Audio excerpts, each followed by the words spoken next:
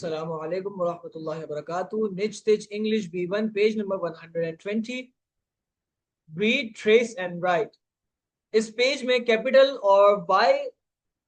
Y और small Y लिखने का तरीका सिखाया जा रहा है।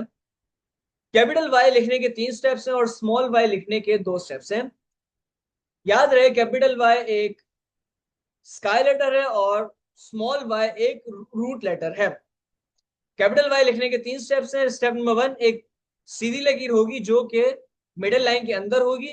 फिर उसके बाद ऊपर से लेकर नीचे, यानी टॉप लाइन से लेकर मिडिल लाइन की पहली लाइन तक एक टेढ़ी लकीर आएगी जो कि सीधी लकीर से मिलेगी, और फिर उसके बाद वहीं से ऊपर टॉप लाइन तक एक और टेढ़ी लकीर चली जाएगी।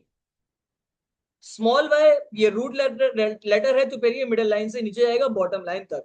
तरीका ये होगा कि पहले एक यू बनाएंगे, जिस तरीके से यू बनाते थे, तो पहले एक यू बनेगा, यानी कि सीधी लकीर लेके आएंगे, उसको घुमा के फिर ऊपर ले जाएंगे, मिडिल लाइन के पहली लाइन तक दोबारा मिला देंगे।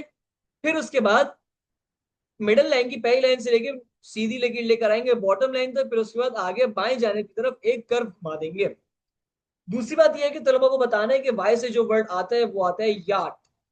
Yacht, y is for yacht.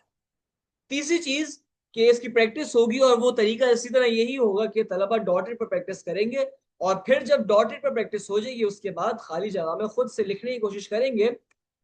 ऐसे ही पेज नंबर 121 पे होगा कि तलबा डॉटेड पर प्रैक्टिस करेंगे, और फिर जब डॉटेड पर प्रैक्टिस हो जाएगी उसके बाद खाली जगह में खुद से लिखने की कोशिश करेंगे। उम्मीद है आप लोगों को ये सब समझ में आ गया होगा।